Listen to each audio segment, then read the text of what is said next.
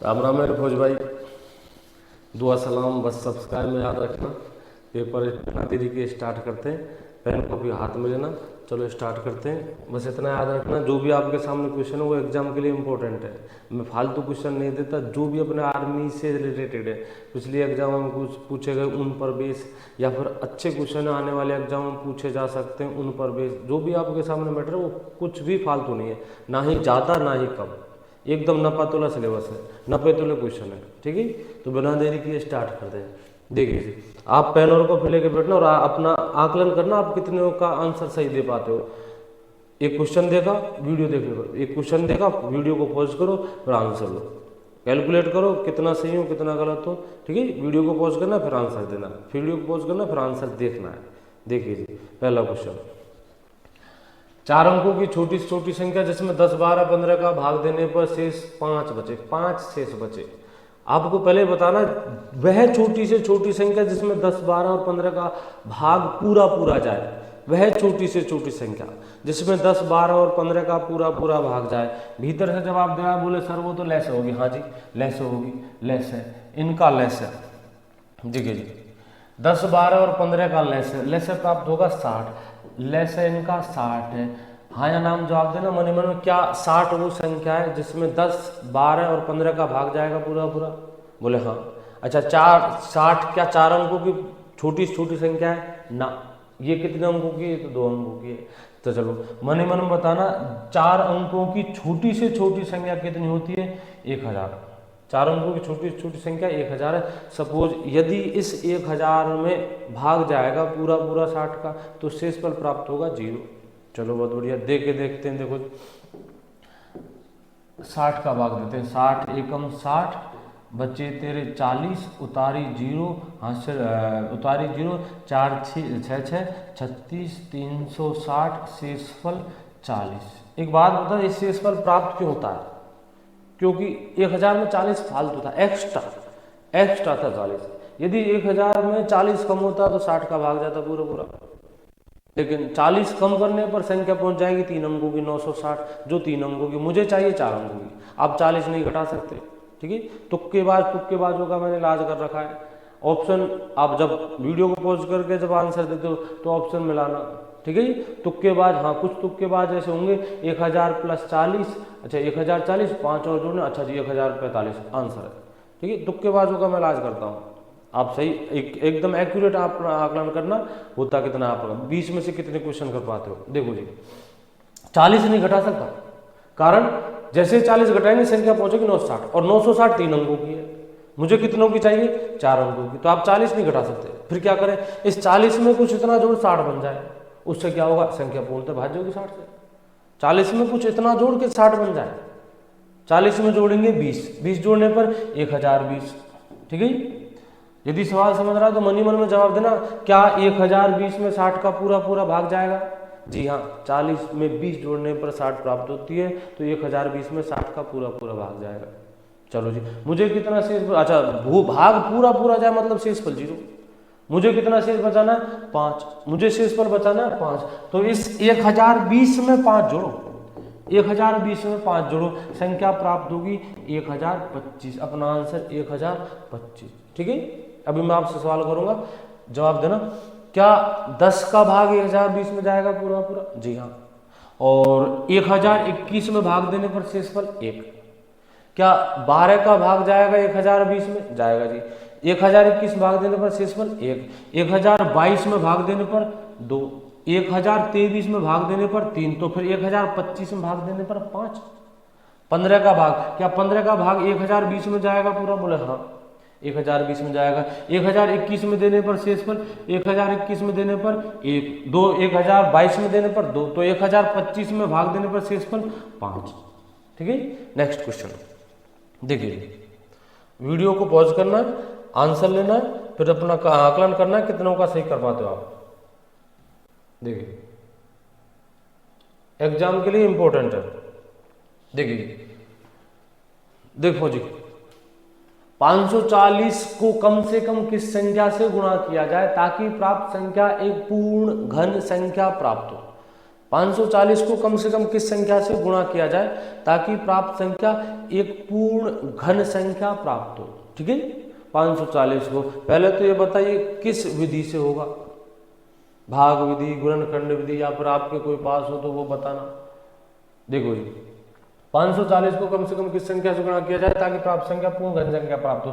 गुणनखंड करेंगे, वर्गमूल में गुणनखंड के कितने कितनों के जोड़े, 2 2 के, घनमूल में 3 3 के। चलो करते हैं, 540 में भाग देंगे 2 का, सबसे छोटी का भाग दे, इजी होता है। आप भाग बड़ी का दो या छोटी का, लेकिन अभाज्य का देना। पूरी गणित में जहां भी आपको जरूरत पड़ती है गुणनखंड विधि की, भाग छोटी कोशिश करना छोटी का देने का। वैसे छोटी और बड़ी कोई मेजर इफेक्ट नहीं डालती, लेकिन अभाज्य का भाग देना। यहाँ गलतियां कर जाओगे, अगर आप भाज्य संख्या का भाग दे जाओगे तो गलतियां कर जाएंगे। कभी कभी तुक्का बैठ जाता है, भाज्य संख्या का भाग देने पर आंसर आ जाए, लेकिन अभाज्य का देना। ठीक है, ये गलतियां, ये छोटी मोटी गलतियां आपको कोई नहीं बताएगा। अभाज्य का भाग देना, देखिए जी, 2 का भाग देता हूं, 2 7 0, फिर 2 का भाग दे, 1 3 5, फिर 2 का जाएगा नहीं, किन में जाता है, दुनिया की सारी सम संख्याओं में 2 का भाग जाता है। अच्छा जी, 3 का भाग जाएगा, कैलकुलेट करना, नियम मेरी पिछली वीडियो में है नियम, 1 और 3 4, 4 और 5 9। यदि संख्या के अंकों के योग में 3 का पूरा पूरा भाग जाता है, 9 में जाता है 3 का, तो इस संख्या में भी जाएगा। 3 का भाग देते हैं, 3 चौक 12, 3 पंजे 15, फिर जाएगा 3 का 15, फिर जाएगा 3 का 5, फिर जाएगा 5 का 1। एक बार फिर बता, घनमूल में कितने कितने के जोड़े, घनमूल में 3 3 के जोड़े बनाते हैं। देखो जी, कंप्लीट, इनकम्प्लीट, इनकम्प्लीट। अच्छा, आपको गुणा करना है, गुणा करना है, यानी कि गुणा करना यानी कि जोड़ा कंप्लीट करना है पूरा। ये इनकम्प्लीट, हाँ जी, ये इनकम्प्लीट, हाँ, कितने 2 है, 2, कितने और चाहिए, 1, तो 1 तो चाहिएगा आपको 2। चलो ठीक है, कितने 5 है, 1, जोड़े बनाने कितने के, 3 के, कितने पांचों की जरूरत है, 2 की, 2 पांचों की जरूरत है, 2 5 के। ठीक है जी, तो 5 5 25, 25 दूनी 50, 50 से गुणा करने पर दी गई संख्या पूर्ण घन संख्या प्राप्त होगी। साथ ही आपको ये बताना है, यदि ये सवाल पूर्ण ये गुणा करने की जगह आपका क्वेश्चन होता भाग देने पर, 540 में कम से कम किस संख्या का भाग दिया जाए ताकि प्राप्त संख्या पूर्ण घन संख्या प्राप्त हो। आंसर देना आपको भाग देने का, गुणा का आंसर, गुणा का तो 50 है, आपको आंसर देना भाग देने का। देखिए, कम से कम किस संख्या का भाग दें। अच्छा जी, एक बात बता फौजी, ये बताना मुझे, ये यदि मैं इसे कैलकुलेट करूं, गुणा करूं, तो आंसर कितना है, मनी मन बोले 540, कारण 540 के तो गुणनखंड है। अच्छा जी, भाग देना है, भाग, तसल्ली समझना, भाग देना है। ठीक है, यानी जिसका जोड़ा कंप्लीट नहीं वो हटा, भाग देना, जिसका जोड़ा कंप्लीट नहीं वो हटा। तो कितने, एक तो 2 को हटाने के लिए भाग दे रहा हूं मैं, बटे का मतलब भाग, 2 को हटाने के लिए 1 2 की जरूरत पड़ेगी। ठीक है, रखना याद, 1 2 लिया है, अभी इस 2 को और हटा, भाग देना, भाग दे रहा हूं मैं, मतलब हटा रहा हूं, देसी भाषा में बोल रहा हूं, हटा रहा हूं। चलो जी, ये लो, ये हट गया।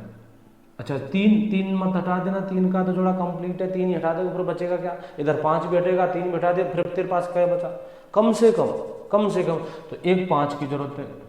कितनों 5 की, 1 5 की, ये लो जी, आपके पास बचता है 3 × 3 × 3, जो कि एक पूर्ण घन संख्या 27। तो 1 तो लिया मैंने 2 तो लिए 2 और 1 लिया 5। ठीक है, तो ये भाग का आंसर है। दोबारा सुन, गुणा, कम से कम किस संख्या का गुणा, यानी कि जोड़ा कंप्लीट नहीं वो पूरा करने के लिए 1 2 चाहिए, 1 2 5 चाहिए, 1 2 चाहिए, 2 5 चाहिए, 50 का गुणा। भाग देने के लिए जिसका जोड़ा कंप्लीट नहीं वो हटा, कितने 2, ये लो जी, कितने 5, 1 5, भाग देने का मतलब भाग नीचे तो लगेगा, भाग नीचे लगेगा तो कटेंगे, यानी कि 5 दूनी 10 दूनी 20 का तो दिया जाएगा भाग, ये तो भाग का आंसर है। गुणा का आंसर है 50। ठीक है जी, अगला देखो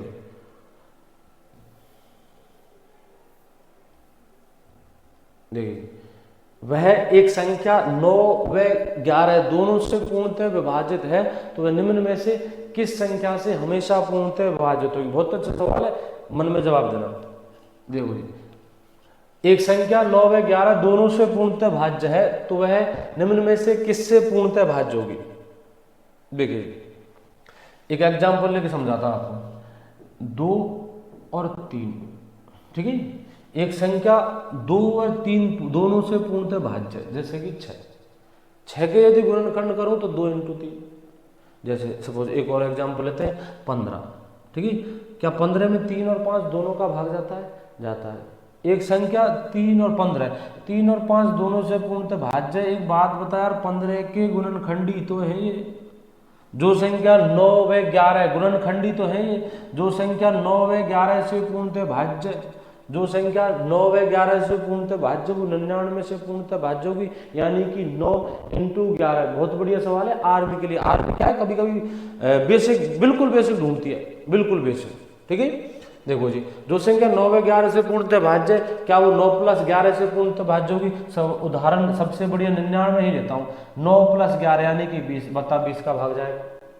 नहीं जाएगा, ठीक है। अगला आंसर लेते हैं। जो संख्या 11 व 9 से पूर्णतः भाज्य वो 11 - 9 यानी 99 में, इससे बढ़िया एग्जाम्पल नहीं। 99 भाग दे 2 का, क्या पूर्णतः भाज्य? नहीं, दशमलव में आएगा, ठीक है। वो 81 से पूर्णतः भाज्य, इस 99 में ही भाग दे ले 81 का, क्या पूरा जाएगा? नहीं।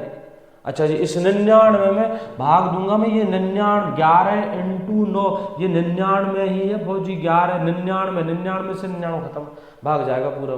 बड़ी, हाँ बड़ी ले, सोच रहा बैठा बड़ी, हाँ बड़ी ले, बड़ी लेने पर भी भाग जाएगा, ठीक है। तो आंसर हो जाएगा 9 × 11।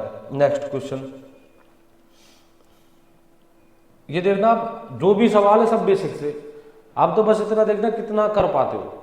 देखिए जो भी क्वेश्चन है या तो पिछले एग्जाम पर बेस है या फिर आने वाले क्वेश्चन है। ए व बी की कार्य क्षमताओं का अनुपात 5:3। यदि दोनों मिलकर किसी कार्य को 20 दिन में करते हैं तो बी अकेला कितने दिन में पूरा करेगा। ए और बी की कार्य क्षमताओं का अनुपात 3:5 है, ठीक है जी। एक टेबल बनाते हैं हम सब, उसमें सबसे पहले लिखते हैं समय, उसके बाद कार्य और उसके बाद कार्य क्षमता, ठीक है। जिन्हें नहीं पता वो मेरी वीडियो देख लेना, उसमें मैंने पूरी समय और कार्य मजदूरी बड़े आराम से समझा रखी है, ठीक है। देखिए सबसे पहले लिखा जाता है समय, उसके बाद कार्य, उसके बाद कार्य क्षमताएं। ए बी 2 व्यक्ति है और मैं दोनों से मिलकर बी अकेले से करवाना चाहता हूँ। ए व बी की कार्य क्षमताओं का अनुपात है 3:5 कार्य क्षमताएं, ठीक है। दोनों मिलकर किसी कार्य करते हैं 120 दिन में, सॉरी, दोनों मिलकर किसी कार्य को करते हैं, समय के नीचे समय, 120 दिन में। दोनों की कार्य क्षमता 8 है, ठीक है।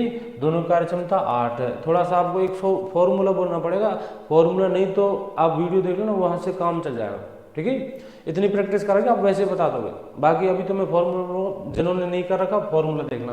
कार्य बराबर समय × कार्य क्षमता, समय 120 × कार्य क्षमता 8, किन की? दोनों की। अच्छा ये बताइए कार्य क्षमता किसकी है? दोनों की। समय किसका है? दोनों का। तो 120 × 8, जिसका समय उसकी कार्य क्षमता, जिसका समय उसकी कार्य क्षमता। आप करते हो 120 × 3, गलत। ये किसका समय? दोनों का, तो दोनों की कार्य क्षमता लेना। ये किसका समय? समय किसका? दोनों का, तो 5 ले लो। 5 क्या दोनों की थोड़ी ना। ये किसका समय? दोनों का। दोनों कार्य क्षमता 8, दोनों कार्य क्षमता है 8, दोनों कार्य क्षमता 8, तो कार्य बराबर समय × कार्य क्षमता, ठीक है। चलो ये तो हो गया अपना कार्य। मुझे निकालना बी अकेला उस कार्य को कितने दिन में करेगा। समय फौजी पहले तो ये देख ले, निकालना क्या है? समय बराबर कार्य बटे कार्य क्षमता, कार्य बटे कार्य क्षमता। कार्य कितना? 120 × 8, 12 × 96, नहीं तो कोई दिक्कत नहीं, टुकड़ों में रहने थे, गुणा कर दिए बहुत, बाकी बाद में काट लेंगे। बाकी तो 12 × 96 कर ले आराम से। 120 समय बराबर, ये तो अपना कार्य है, ठीक है, बटे कार्य क्षमता। कार्य क्षमता है इनकी 5, बी की, ठीक है। 5 से काट रहा हूँ, 5 से 24 बार, 24 × 5 120, 24 × 8, 8 चौके 32, हासिल 3, 8 दूनी 16, 16 और 3 19, 192। 192 दिनों में कर पाएगा बी अकेला। आपको चाहिए होता है ए का समय, तो 120 × 8 बटे 3। बी का समय, जिसका समय उसकी कार्य क्षमता, बी का समय चाहिए तो 120 बटे 5। ए का समय चाहिए तो 120, सॉरी 120 इंटू 8/3, बी का समय तो 120 इंटू 8/5, ठीक है। मुझे चाहिए था बी का आ गया 192। नेक्स्ट क्वेश्चन, चलिए जी। 140 के अभाज्य गुणनखंडों की संख्या कितनी होगी, ठीक है। ये पूछा गया था 2017 में। 120 के अभाज्य गुणनखंडों की संख्या कितनी होगी, सॉरी 140 के अभाज्य गुणनखंडों की संख्या, ठीक है मेरे भाई। दो, क्या दो अभाज्य है? हाँ जी, 2 का भाग दे कितनी बार, 70, फिर 2 का भाग दे 35, फिर 5 का भाग 7, फिर 7 का भाग 1। कितने अभाज्य गुणनखंड है? बोले गलती देखना, 7 पंजे 35, दूनी 70, दूनी 140। अब गधे, वो अभाज्य गुणनखंडों की संख्या पूछ रहा है। अभाज्य गुणनखंड, अगर सवाल सिर्फ इतना कहता कि अभाज्य गुणनखंड ज्ञात करो तो 2 इंटू 2 इंटू 5 इंटू 7, ये है अभाज्य गुणनखंड। अभाज्य गुणनखंडों की संख्या मतलब ये कितने हैं, 1 2 3 4 है, तो आंसर अभाज्य गुणनखंडों की संख्या 4 है, ठीक है। नेक्स्ट क्वेश्चन इजी है, आराम से कर लोगे। चलिए अगला देखना। एक वस्तु को 96 रुपये में बेचने से उतने ही प्रतिशत लाभ प्राप्त होता है जितना कि वस्तु का क्रय मूल्य। तो वस्तु का क्रय मूल्य कितना होगा? यदि मैं बेसिक से करता हूँ, मेथड से करता हूँ तो लंबा पड़ेगा, द्विघात समीकरण बनेगा जो दिमाग पचा कर रख देगा फौजी का। डायरेक्ट जुगाड़ तो मेरे भाई पहले तो समझ सवाल को। 96 में बेचने पर उतने ही प्रतिशत लाभ प्राप्त होता है जितना कि वस्तु का क्रय मूल्य। जैसे मैं एक छोटा सा उदाहरण लेता हूँ, आप बस परसेंटेज कैलकुलेट करके दिखा देना। देखिए छोटी सी परसेंटेज की नॉलेज लूंगा मैं, बस परसेंटेज कैलकुलेट करके दिखाना कि इस 20 में कोई चीज मैंने खरीदी है, इस 20 का 20% कितना होता है? 20 का 20% कितना होता है? 20 का 20% होगा, 20 का 20% 4। मैंने एक चीज 20 में खरीदी है और 24 में बेची, बता कितने रुपए का लाभ? 4 का। अच्छा, इस 4 की परसेंट 20 पर कितनी बनती है? 20। यदि एक वस्तु को 20 में खरीदकर 24 में बेचूंगा, 4 का लाभ, 4 रुपए, परसेंटेज में 20। खरीदी कितने की? 20 की। लाभ कितने परसेंट? 20। दोबारा बताना, देखो 30 में कोई चीज खरीदी है तो पहले तो 30 का 30% बता, 30 का 30% 9। आप कोई चीज 30 में खरीदकर 39 में बेचते हो, रुपए में कितना लाभ? 9 का। परसेंटेज में 30।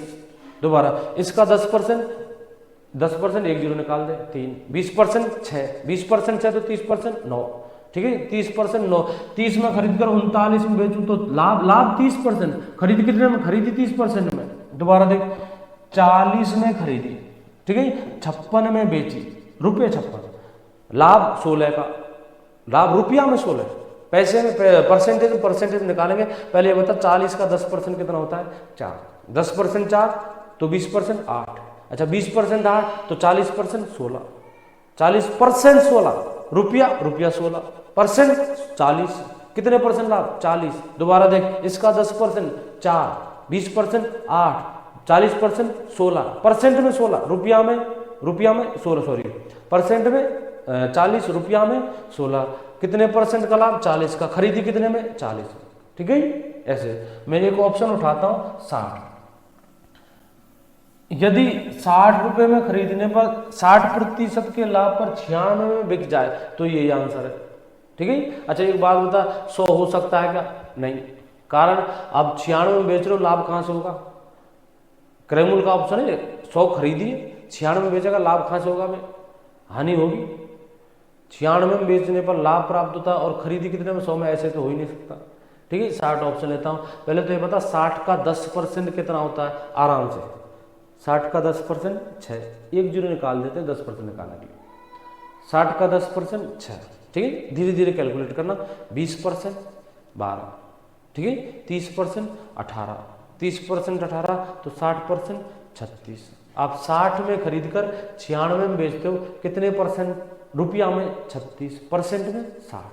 दोबारा 60 में खरीदकर 96 में बेच रहा है, 60 में खरीदकर 96 में बेच रहा है, कितने का लाभ? कितने का लाभ? 36 का। ये रुपया में, परसेंट में निकाल के देखते हैं। लाभ प्रतिशत बराबर लाभ बटे क्रय, पहला ऑप्शन है मेरा 60 इंटू 100, 0 से 0 खत्म, 6 से 6 बार 6 इंटू 10, 60%। क्या? लाभ। क्रय मूल्य 60, लाभ 60, क्रय मूल्य 60, लाभ 60। ये तो आंसर है। क्रय मूल्य 60 रुपया, लाभ 60%। एक बार पर ये कैलकुलेशन देख, संख्या कितनी इजी है, 60। दोबारा बता, 60 का 10% 6, एक जुड़े निकाल, 20%। अब हिसाब लगा ना, 10% 60 तो 20% 12 है, 20% 12 है तो 30% 18 है, 30% 18 है तो 60% 36%। परसेंट तो 60 है और वैल्यू 36 है। कितने का लाभ है? 36 का, परसेंटेज में 60 का। बस यही आंसर है। देखिए नेक्स्ट क्वेश्चन देखिए, एक बैग में 50 पैसे व 2 रुपए के सिक्कों की संख्याओं का अनुपात 2:3 है। यदि बैग में कुल 210 रुपया हो, यदि बैग में कुल 210 रुपये हो तो 50 पैसे के सिक्कों की संख्या कितनी है? ठीक है, 50 पैसे के सिक्कों की संख्या, ये देखिए क्या दे रखा है, 210 रुपया, 210 रुपये। तो समीकरण बढ़ेगा मेरे भाई, इक्वेशन बनेगी 210 रुपयों की। ये क्या चीज है? ये सिक्कों की संख्याओं का अनुपात है। ये सिक्कों की संख्या, वो बैग में कुल दे रखे हैं रुपए। ठीक है जी, ये सिक्कों की संख्या 2:3। अनुपात पढ़ाई थी मैंने आपको, उसमें कहा गया था अनुपात को लेकर, डायरेक्ट अनुपात को लेकर गणना मत करना। आप आर्मी की तैयारी कर रहे हो, हाँ मेरे से कहे मैं गणना कर सकता हूँ, लेकिन आप नहीं। आपको जो बताया गया था वो आपसे कहा गया था अनुपात को लेकर गणना मत करना, अनुपात की जगह x लिखना और फिर कैलकुलेट करना। ये 50 पैसे, ये 2 रुपये, ठीक है। इनके सिक्कों की संख्याओं का अनुपात है, सिक्कों की संख्या, ठीक है, सिक्कों की संख्या 2:3। तो सिक्के 2x, 50 पैसे वाले, 2 रुपए वाले 3x, ये सिक्कों की संख्या है। इनके बनाने रुपए, कारण मुझे बैग में कुल रुपए दे रखे हैं। यदि बैग में कुल सिक्के दे रखे हैं तो सिक्कों की इक्वेशन, यदि बैग में कुल रुपया दे रखे हैं तो रुपयाओं की इक्वेशन। ये क्या है? ये मेरे भाई रुपए, पैसों की संख्या है। 50 पैसे के 2x, 2 रुपए के 3x, सिक्कों की संख्या, ठीक है। इनके बनाने रुपया, तो 50 पैसे के सिक्कों की संख्या 2x इंटू 1/2 रुपए में बदल के। ये पल्ले नहीं पड़ा गुरु, तो देख दोबारा देख, तेरे पास 20 सिक्के हैं 50-50 पैसे, ठीक है। बता कितने रुपए? 20 सिक्के 50-50 पैसे, कितने रुपए? बोले 10। हाँ जी, क्या किया आपने? 2 का भाग। अच्छा ठीक है, 2 का भाग। एक बात बताइए, 2, क्या ये 2 50 पैसे की वैल्यू है? गलती निकाल अपनी, ठीक है। क्या ये 2 50 पैसे की वैल्यू है? नहीं, 50 पैसे की वैल्यू 1/2 होती है। तो 1/2 से क्या करेगा बाद में भाई? देखिए 20 इंटू 1/2, ठीक है। कितने रुपए? 10 रुपए। तेरे पास 40 सिक्के 50-50 पैसे के, रुपए कितने? 20 रुपए। तेरे पास 100 सिक्के 50-50 पैसे के, 100 सिक्के, तेरे पास रुपये कितने? 50, ठीक है। 1/58 50 पैसे, वैल्यू 1/2 होती है। आप दो का भाग क्यों देते हो? गलती होगी आगे, वो भी तो 2 है। ये 50 पैसे तो वो 2 रुपए। देखिए जी, आपके पास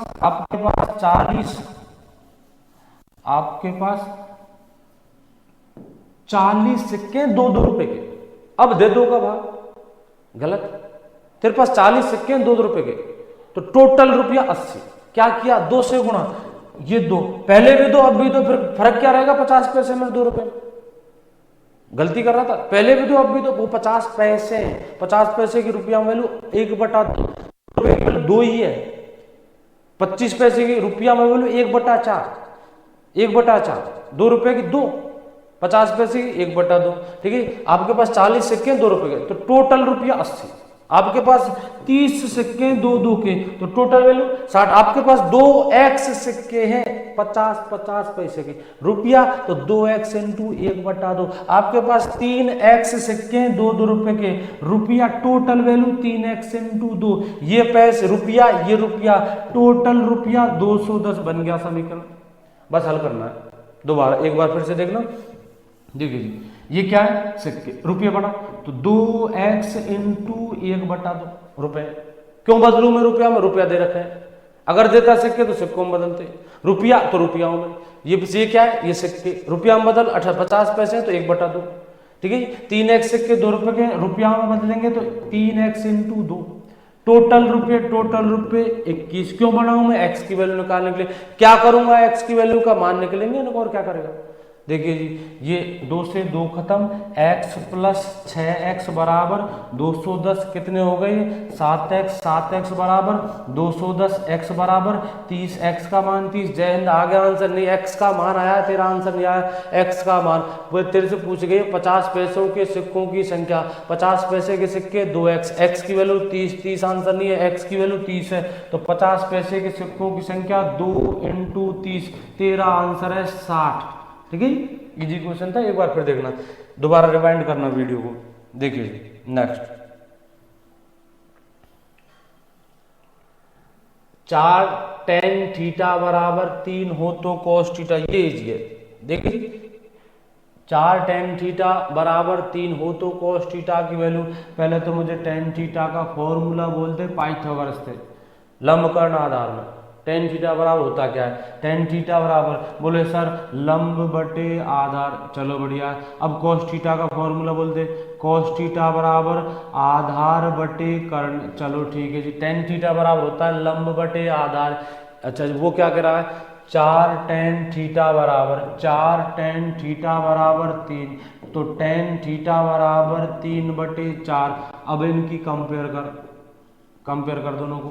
tan थीटा बराबर लंब बटे आधार, tan थीटा बराबर 3/4, लंब, ये तो लंब है 3, आधार 4 है, लंब कितना है 3 और आधार कितना है 4। अच्छा लंब 3 आधार 4, तो बता कर्ण 5। पाइथागोरस नहीं लगाऊं, ये पाइथागोरस कुछ फिक्स संख्या है, इनको याद करना, ठीक है। आप ज्यामिति उठाते हो, ज्यामिति उठाने क्षेत्रमिति ज्यामिति आते हैं, इनसे पहले तो पाइथागोरस एक समकोण त्रिभुज है। समकोण त्रिभुज एक इंपॉर्टेंट टॉपिक है पूरी ज्यामिति का, ठीक है। आप गणित उठा रहे हो, क्षेत्रमिति उठा रहे हो और पाइथागोरस संख्या याद नहीं, कुछ नहीं जानते फिर आप।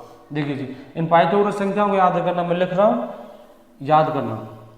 देखिए कुछ इंपॉर्टेंट जोड़े वो शुरू में लिख रहा हूं, 3 4 5, उसके बाद 5 12 13, 7 24 25। अपनी आर्मी इन तीनों जोड़ों को कहीं ना कहीं फंसा के देती है, मतलब चाहे क्षेत्रमिति में, त्रिकोणमिति में, ऊंचाई दूरी में, कहीं ना कहीं आता है।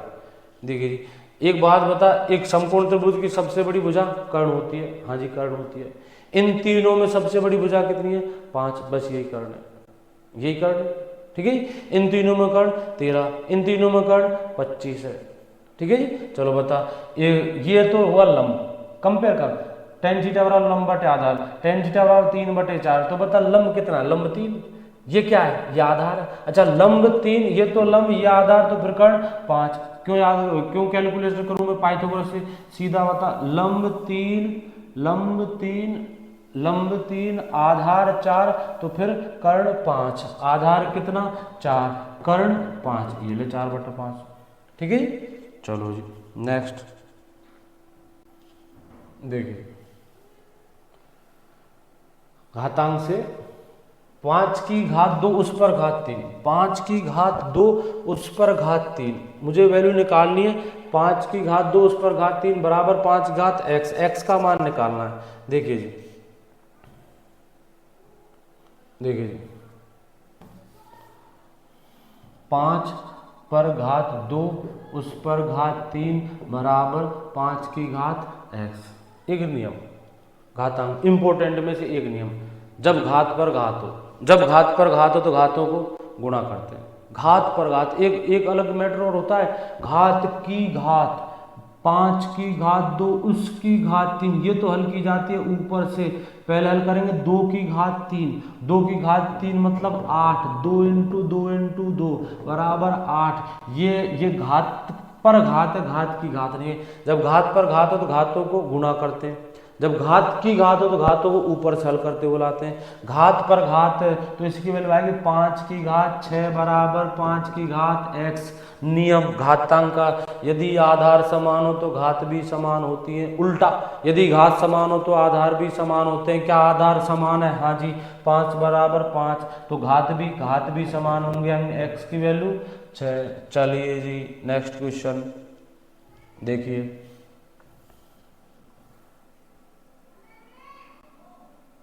आर्मी की एग्जाम में पूछ जाएंगे फौजी, हल्के में मत लेना, ठीक है जी। और सब्सक्राइब में जरूर याद रखना। एक कार 240 किलोमीटर प्रति घंटे की चाल से 45 मिनट में कितनी दूरी तय करेगी? पहले तो ये बता दे चाल किस में दे रखी है? किलोमीटर पर आवर में। चाल दे रखी है किलोमीटर पर आवर में। किलोमीटर पर आवर, ठीक है जी। आपका समय किस में दिया है? मिनट में। तो इकाइयां तो अलग अलग हो गई। यहाँ क्या है? हावर, वहाँ क्या है? मिनट। ये तो अलग, तो बदल। पहले सूटेबल, मुझे तो ये लग रहा है मेरे भाई मिनट को आवर में बदलना, ठीक है जी। 45 मिनट इनके बनाएंगे आवर, तो 45 मिनट बता 1 मिनट में कितने घंटे? 1 मिनट में मनी मन में जवाब देना, गणना करना मैं कितना सही हूँ कितना गलत हूँ। 1 मिनट में कितने घंटे? 60। 1 मिनट में 60 घंटे। 1 मिनट में मेरे भाई 1/60 घंटे। जिन्होंने 1/60 जवाब दिया बढ़िया मेरे भाई। 1/60 तो 45 इंटू 1/60, 15 से 3, 15 से 4, 3/4 हाफ घंटे, ठीक है जी। वो किसमें? 240 किलोमीटर प्रति घंटे, ठीक है जी। यानी कि इकाइयां समान, किलोमीटर पर आवर, ये आवर। इनको रख सकता हूं मैं सूत्र में, पूरी गणित में कोई सा भी सूत्र, इकाइयां समान रखी जाती हैं। किलोमीटर पर आवर का मित्र समय में हावर, दूरी में किलोमीटर, ठीक है। चलो लिखते हैं साहब दूरी। अब बता, दूरी बराबर चाल इंटू समय। दूरी बराबर चाल इंटू समय, ठीक है। चाल कितने की? 240 की। समय 3/4, 4 से 60 बार 36, 18, 180 मीटर। मीटर बोल रहा है, मीटर या किलोमीटर? किलोमीटर। तुझे क्या पता किलोमीटर? वो देख चाल, किलोमीटर पर आवर। तो दूरी किस में आएगी? किलोमीटर में। यदि समय पूछता तो आवर में, दूरी तो किलोमीटर में। पूछी क्या हमसे? दूरी। दूरी किस में लिखी जाएगी? किलोमीटर में। कारण चाल में देख, किलोमीटर पर आवर है। चलो जी नेक्स्ट क्वेश्चन देखिए। एक घनाभ की भुजाओं का अनुपात 3:2 है। यदि घनाभ का संपूर्ण पृष्ठीय क्षेत्रफल 352 सेंटीमीटर स्क्वायर हो। इस सवाल को तो करके देखना ही पड़ेगा आपको, नहीं तो गलतियां क्या होती हैं, छोटी मोटी गलतियां, वो आपकी बचपन से आपका बच्चा नहीं छोटी, वो गलतियां ही रहेंगी। करके देखना, वीडियो को पॉज करना, आंसर देखना और फिर मिलाना अपना। जहां गलती होती है वो मार्क करना, कहाँ मेरे से गलती हुई है, गलतियों को निकालना, कमियों को दूर कर। एक घनाभ की भुजाओं का अनुपात 3:2 है। घनाभ का संपूर्ण पृष्ठीय क्षेत्रफल, पहले तो फॉर्मूला बोलो। घनाभ का संपूर्ण पृष्ठीय क्षेत्रफल, ठीक है जी। घनाभ का संपूर्ण पृष्ठीय क्षेत्रफल बराबर, संपूर्ण पृष्ठीय क्षेत्रफल बराबर 2 इंटू LB, लंबाई इंटू चौड़ाई प्लस चौड़ाई इंटू ऊंचाई प्लस ऊंचाई इंटू लंबाई, 2LB plus BH plus HL, BH plus HL, ठीक है। लंबाई 3 अनुपात में, अनुपात डायरेक्ट नहीं लिख सकता, थोड़ी देर पहले बताया था। अनुपात हटाकर क्या लिखेंगे? x। यहां फंस जाता, अगर मैं यहां लिख दूं बिना x हटाए तो यहां फंसेगा, ठीक है। देख रहे, ये 3x है, तो 2 into 3x into 2x plus में 2x इंटू 1x प्लस में 1x इंटू 3x बराबर संपूर्ण पृष्ठीय क्षेत्रफल दे रखा हमें 352। देखिए 352। चलो कैलकुलेट करो। 3 दूनी 6, गुणा बताना, झूठ मत बोलना खुद से, गुणा बता इसका। 3x इंटू 2x, 3x कमियां जानता हूं मैं फौजी तेरी, 3x इंटू 2x गुणा बताना, 3x into 2x, 3x into 2x 6x, 6x, वाह मेरे भाई, 6x नहीं 6x स्क्वायर, ये 6x स्क्वायर, ये बढ़िया 2x स्क्वायर, 8x स्क्वायर, ये 3x स्क्वायर। अच्छा जी और बता 6x स्क्वायर प्लस में 3x स्क्वायर, हाँ sorry 2x square, 2x square plus में 3x स्क्वायर, इनको जोड़। ठीक है, पहले तो ये बताइए जोड़ सकते हैं क्या? हाँ जोड़ सकते हैं मेरे भाई फौजी भाई। इन पर घात दो दो यानी कि सजातीय पद है, यहाँ घात दो, यहाँ घात दो, यहाँ घात दो। 6x square, 2x square, 3x square, 11x square. ठीक है, तो मैं आगे लिख रहा हूँ 11, 2 इंटू 11x स्क्वायर बराबर 352। ठीक है, 11 दूना भाई, चल काट ले, 2 से बाद में काटेंगे, 11 से काट ले, 11 से, 11 दूना भाई 11 30 33 बचे तेरे 2, 11 दूना 22, अब 2 से काट ले 16। यदि x स्क्वायर बराबर 16 हो तो x बराबर 4, x बराबर 4 है, पहले तो निकाल लंबाई, लंबाई 3x, चौड़ाई 2x, ऊंचाई 1x, लंबाई 3x, लंबाई 3x, 3x, तो बता लंबाई x की वैल्यू 4, लंबाई 12, लंबाई 12 है तो फिर चौड़ाई 2x, x की वैल्यू 4 यानी 4 दूनी 8, तो फिर चौड़ाई हो जाएगी 8। ऊंचाई, ऊंचाई देखो जी, ऊंचाई है ये तीनों भुजाओं का अनुपात है, ये लंबाई, ये चौड़ाई, ये ऊंचाई, ऊंचाई 1x, x की वैल्यू 4, ये लंबाई, ये चौड़ाई, ये ऊंचाई। पूछा क्या है? आयतन। आयतन का फॉर्मूला, आयतन घनाभ का आयतन बराबर लंबाई इंटू चौड़ाई इंटू ऊंचाई। लंबाई की वैल्यू 12 इंटू ऊंचाई, चौड़ाई की वैल्यू 8 इंटू ऊंचाई की वैल्यू 4, 12 इंटू 96, 96 इंटू 4, 4 6 24, 4 नाम 36, 36 सर 2 48, इकाई बोलना सेंटीमीटर क्यूब। आयतन है सेंटीमीटर क्यूब, 384 सेंटीमीटर क्यूब। चलिए जी नेक्स्ट क्वेश्चन देख लो। एक समचतुर्भुज के विकर्ण क्रम से 10 सेंटीमीटर और 24 सेंटीमीटर, तो उसका परिमाप, परिमाप पहले तो सुनने, परिमाप होता क्या है? परिमाप होता है जो भी आपकी आकृति है उसके चारों ओर की कुल दूरी, जो भी आकृति है उसके चारों ओर की कुल दूरी। ठीक है, त्रिभुज का परिमाप बोले मास्टर, त्रिभुज के परिमाप का तो कोई फॉर्मूला नहीं होता। एक बात बता, देखिए परिमाप होता है कोई भी ज्यामिति आपके उसके चारों ओर की कुल दूरी, उसके चारों ओर की कुल दूरी। एक त्रिभुज ले रहा हूं मैं, एक त्रिभुज जिसकी भुजा 8 सेंटीमीटर, बता इसका परिमाप कितना होगा? एक त्रिभुज जिसकी भुजा 8 सेंटीमीटर, परिमाप तीनों का जो कितना 24, एक वर्ग, एक वर्ग, वर्ग का परिमाप सूत्र याद करेगा। अरे वर्ग का परिमाप चारों ओर की कुल दूरी, वर्ग की चारों भुजा बराबर होती है 4, 1 12 तो 4 48 के, क्या मतलब सूत्र, सूत्र जरूरत पड़ेगी वहां सूत्र है।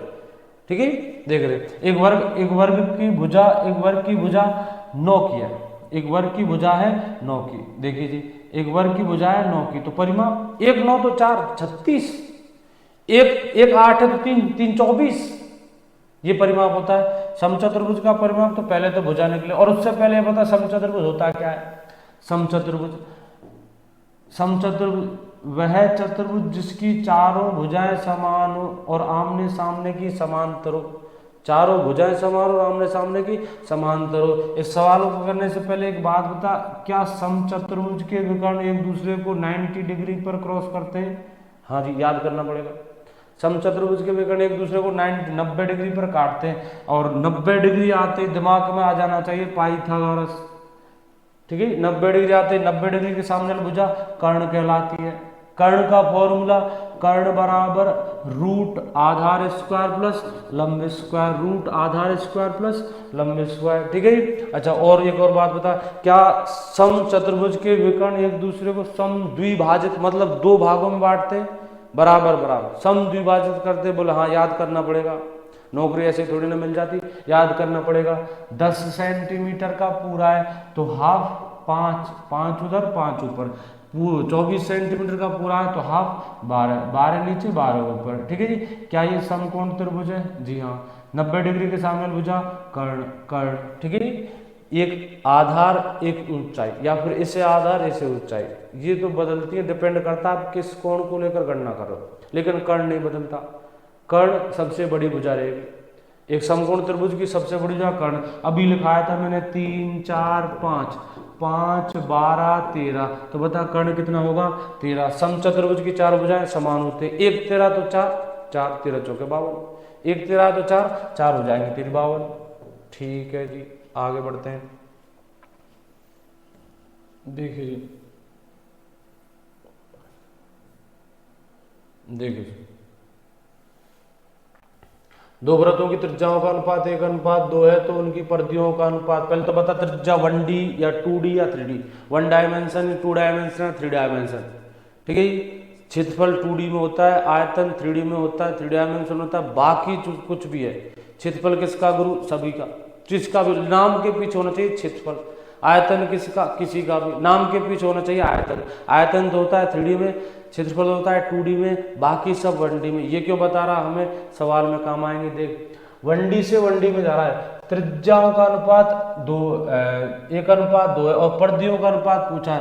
परिधि 1D में होती है मेरे भाई, परिधि किस में होती है? 1D में। त्रिज्या 1D से उसी वर्ग वृत्त में, तभी तो सवाल बनेगा। अलग से वृत्त होगा तो सवाल कैसे बनेगा? उसी वृत्त में अनुपात दे रखा है त्रिज्याओं का, और पूछा किसका? परिधि का। 1D से 1D वही अनुपात, 1D से 2D स्क्वायर कर, 1D से 3D घन कर, बाकी मैं क्षेत्रमिति में बताऊंगा। अभी तो इतना सुन ले, त्रिज्या। अच्छा मेथड लगा, मेथड देख, पहले तो आंसर सुन ले। 1D से 1D में वही रेशो है, त्रिज्या से परिधि में रेशो रहेगा 1:2। बाकी मेथड सुन, देख ले। त्रिज्या R1 लेता हूं मैं, ठीक है, और एक लेता हूं R2, इनका अनुपात है 1:2। समझ में आया तो ठीक, नहीं तो वो याद रखना 1D से 1D में वही रेशो, 1D से 2D में स्क्वायर। बाकी फॉर्मूले भी डिपेंड करते हैं, लेकिन वो मैं बाकी पूरा मैटर क्षेत्रमिति में बताऊंगा। अभी इतना सुन ले। चलो जी, वृत्त के परिधि में रोल किसका है? त्रिज्या का, 2πr। पाई कांस्टेंट, 2 कांस्टेंट, कुछ रोल है तो किसका? वो त्रिज्या का। और त्रिज्या कितनी बार आ रही है? 1 बार। यदि यहाँ सपोज परिधि का सूत्र था स्क्वायर, वैसे स्क्वायर में क्षेत्रफल चलते हैं 2D में, दो त्रिज्या 2 बार है 2D में, त्रिज्या 2 बार आ रही है 2D में, और परिधि होती है 1D में। ठीक है, त्रिज्या 1 बार आ रही है तो जो के तो परिधि का अनुपात वही जो त्रिज्या का अनुपात। ठीक है, बाकी मैं करके दिखा रहा हूँ। देखिए, दो वृत्तों की त्रिज्याओं का अनुपात है 1:2। मुझे निकालना है इनकी परिधियों का अनुपात। परिधियों का अनुपात, परिधि होती है 2πr, पहले की R1 दूसरे की 2πr2। देखना, देखो R1 की वैल्यू 1 में 1x ले ले, ठीक है, 2π1x अनुपात 2π, R2 की वैल्यू 2x, अनुपात था वो, अनुपात हटाया मैंने, 2 से 2 खत्म, पाई से पाई खत्म, x से x खत्म, यहाँ क्या बचा? 0, 0 नहीं भाई 1:2 वही आया। ठीक है, त्रिज्याओं का अनुपात 1:2, तो परिधियों का अनुपात 1:2। क्षेत्रफल का पूछता वृत्त में, ठीक है, क्षेत्रफल का पूछता तो स्क्वायर कर, 1 का स्क्वायर 1, 2 का स्क्वायर 4, दो वृत्त की त्रिज्याओं का अनुपात 1:2, क्षेत्रफलों का अनुपात 1:4। चलो जी आगे, नेक्स्ट देखिए जी,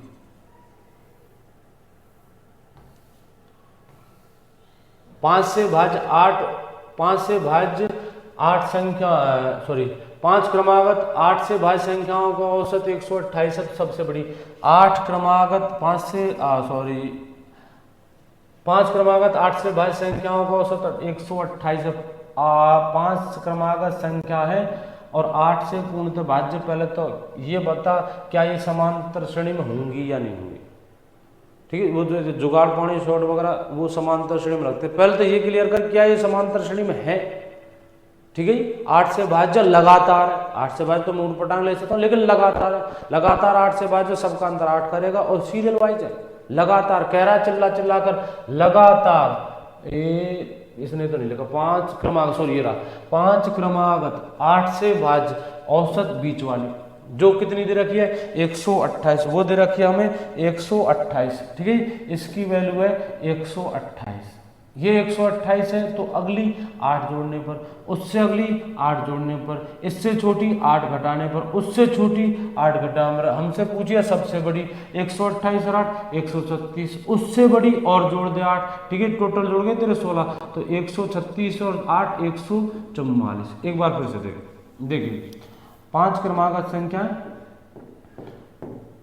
8 से भाज्य औसत बीच वाली होगी, जो दे रखी है 128, सबसे बड़ी पूछिए क्रमागत है, सीरियल वाइज आएंगी, समांतर श्रेणी में होंगी, तो अगली संख्या 8 जोड़ने पर, उसके बाद अगली फिर 8 जोड़ने पर, 8 जोड़ने पर 136, 136 में फिर 8 जोड़ेगा तो 144, ये आंसर अपना 144। चलिए जी नेक्स्ट देखना और कमेंट्स में बताना कितने कर पाते हो आप। देखिए 5 व्यक्तियों का औसत भार 40 किलोग्राम है। यदि एक व्यक्ति जिसका भार 16 किलोग्राम हो, यदि एक व्यक्ति जिसका भार 16 किलोग्राम हो, भाई ध्यान देना, ये 16 वो थोड़ा हट गया है, मैं दोबारा लेता हूँ, देखिए दोबारा, हाँ अब सही है। देखिए 5 व्यक्तियों का औसत भार 40 किलोग्राम है। यदि एक व्यक्ति जिसका भार 16 किलोग्राम है को शामिल कर लिया जाए तो सभी का औसत, पिछली साल जो सवाल पूछा गया था ना मेरे भाई, वो 20 व्यक्ति थे, उनका औसत कुछ दे रखा था, संख्या मुझे याद नहीं है, लेकिन औसत के बराबर नई संख्या जोड़ी थी, नया आदमी जोड़ा था औसत के बराबर, ठीक है। औसत के बाद मैंने थोड़ा सा चेंज किया है, पिछली बार पूछा था, जैसे मैं सवाल बोल रहा हूँ, पिछली बार सवाल ये था 5 व्यक्ति का औसत भार 40 किलोग्राम, 5 व्यक्तियों का औसत भार 40 किलोग्राम, यदि एक व्यक्ति जिसका भार 16 किलोग्राम, इसकी जगह था 40, तो उसका आंसर 40, पुराने औसत के बराबर नई संख्या जोड़ने पर या घटाने पर, चाहे एक जोड़ चाहे 2 जोड़, लेकिन औसत समान होना चाहिए, तो पुराने औसत पर कोई प्रभाव नहीं पड़ता। 5 व्यक्तियों का औसत भार 40 है, एक और शामिल हो जाए जिसका भार 40 है तो औसत कोई फर्क नहीं पड़ेगा। एक व्यक्ति निकल जाए जिसका भार 40 है तो पुराने औसत पर कोई प्रभाव नहीं पड़ेगा, 40 ही रहेगा। लेकिन इस बार फर्क है 16, 40 की जगह 16 है। तो एक बात बता, राशियों की संख्या पहले कितनी थी? राशियों की संख्या 5, मतलब 5 व्यक्ति, औसत कितना 40, तो योग बैठेगा तेरा 200, योग कितना है 200। एक और आया जिसका 16 किलो वजन है, आदमी कितने हो गए, एक और आ गया, ठीक है, इसका टोटल है कितना 16, ये औसत, एक अकेले आदमी का औसत भी वही, रियल वैल्यू भी वही, अकेला है वो, ठीक है जी, तो इसका टोटल 16 है, आदमी कितने हो गए 6, योग कितना हो गया 216। तुझे चाहिए औसत बराबर राशियों का योग बटे राशियों की संख्या, 6 में 6 का भाग देगा 216 में तो 36, ये लो जी नया औसत 36 का। अगला देखना भाई, देखिए जी ये सीरीज है, देखिए 2, 6, 14, 30, 62, ठीक है जी, आंसर ले 2, 6, 14, 30, 62, ठीक है, 2 तरीके से कर सकता है, जैसा तेरा आंसर है। ये रीजनिंग का आंसर अपना मिलना चाहिए, श्रेणी टूटनी नहीं चाहिए, श्रेणी टूट जाए मतलब अपनी भाषा में तो यहाँ लगा तुक्का, कितना लगा, तुक्कबाजी, तुक्का नहीं, सॉरी गलत बोलो, तुक्कबाजी होनी चाहिए। देख लीजिए 2, 6, 14, 30, 62, देख एक मेरा भाई तो कह रहा है कि मास्टर पहले जोड़ दिए 4, चल ठीक है आगे बता, फिर जोड़ दिए 8, चल ठीक है और आगे बढ़, फिर जोड़ दिए 16, चलो बहुत बढ़िया और आगे बढ़, फिर जोड़ दिए 32, चलो बहुत बढ़िया 32 जोड़ दिए, ठीक है। पहले इनकी श्रेणी बना, सीरीज, पहले इनकी सीरीज बना 4, 8, 16, 32, दुगुना डबल करता चल रहा है, 4, 8, 16, 32, तो नेक्स्ट टाइम कितना जोड़ूंगा 64, अगली बार कितने जोड़ेंगे 64, ठीक है जी, और 62 में 64 जोड़ने पर 126, आंसर होगा तेरा 126। एक मेरा फौजी कुछ और ही कह रहा है, देखना, एक भाई कह रहा है कि सुन मास्टर करना क्या है, देख रहे 2 का कर डबल, अच्छा ठीक है 2 का करता हूँ डबल, 2 का डबल 4, उस दुगना करके फिर जोड़, उस दुगने में जोड़ 2, चल ठीक है आगे देखते हैं, 2 दूनी 4, 4 2 6, नेक्स्ट टाइम अगली बार देखते हैं, देख 6 का कर डबल दुगना, 12, 12 में जोड़ दो, चलो बहुत बढ़िया, अगली बार बता। 14, 14 का कर दुगना, दुगना में जोड़ दो, 14 दूना 28 और 2 30, चलो बैठा तेरा हिसाब, तुकबाजी बैठ रही है मेरे भाई। 30, 30 का दुगना 60, 60 में जोड़ दो 62, चलो अगली बार देखते हैं। 62, 62 का दुगना 124, 124 में जोड़ दे 2, 62 का दुगना 124, उसमें जोड़ दे 2, दुगना करके 2 जोड़, 124 में 2 जोड़ेंगे 126। आपकी सीरीज बैठनी चाहिए, मतलब तुकबाजी वो करनी है, सीरीज होनी चाहिए, सीरीज नहीं टूटने चाहिए। 4, 8, 16, 32, 64, दुगना प्लस 2, दुगना प्लस 2, दुगना प्लस 2, दुगना प्लस 2। सपोज आप यहाँ प्लस 2 नहीं करते, यहाँ +3 करते तो ये गलत आंसर है, कुछ और हिसाब लगा। श्रेणी तो टूट गई तेरी, दुगना प्लस 2, दुगना प्लस 2, दुगना प्लस 2, दुगना +3, ये तो टूट गई श्रेणी। ठीक है, चलो देखो जी नेक्स्ट, ये कैलकुलेशन करनी है। महेश सुरेश से 36 सप्ताह 122 दिन पड़ा। पहले एक बात बता, आज मंगलवार है तो आज से 40 सप्ताह बाद कौन सा वार होगा? 40 सप्ताह बाद मंगल ही होगा।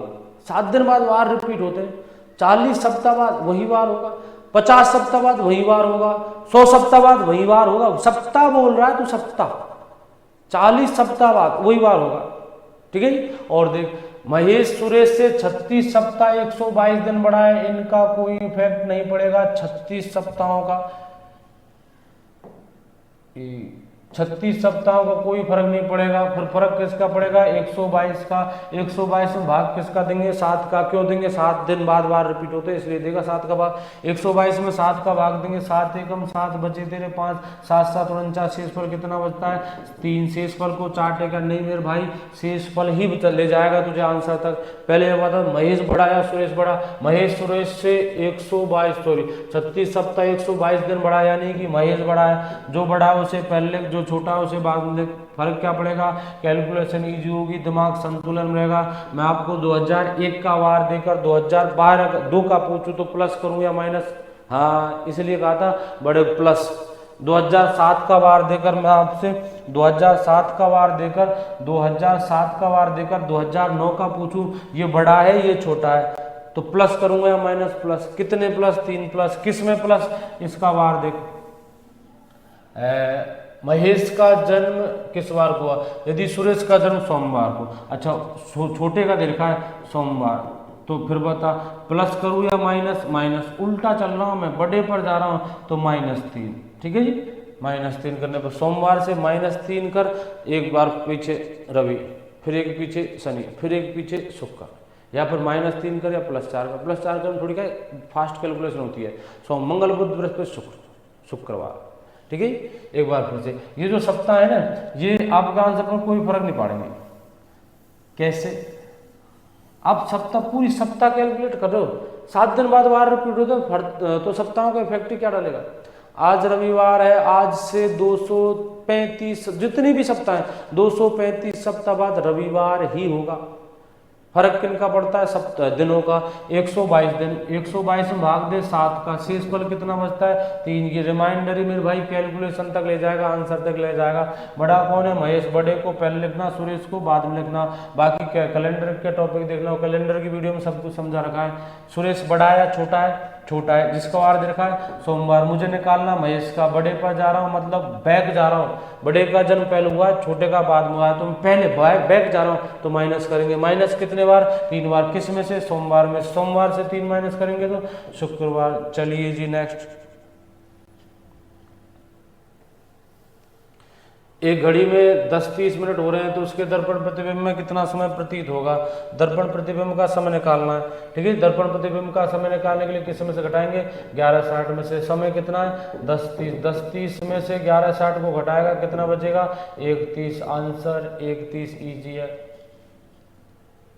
नेक्स्ट, दिए गए शब्दों का सार्थक क्रम होगा किताब, पेड़, दूध, कागज। ठीक है, सबसे पहले पेड़, सबसे पहले बनेगा पेड़, उसके बाद पेड़ से निकलेगा दूध, दूध का बनेगा कागज। हाँ, कागज दूध का बनता है मेरे फौजी। पेड़ से निकलेगा दूध, पेड़ से निकलेगा दूध, दूध का बनेगा कागज, कागज की बनेगी किताब। सबसे पहले पेड़ से निकलेगा दूध, दूध का बनेगा कागज, कागज की बनेगी किताब। जय हिंद साहब, ये आंसर है। देखिए नेक्स्ट,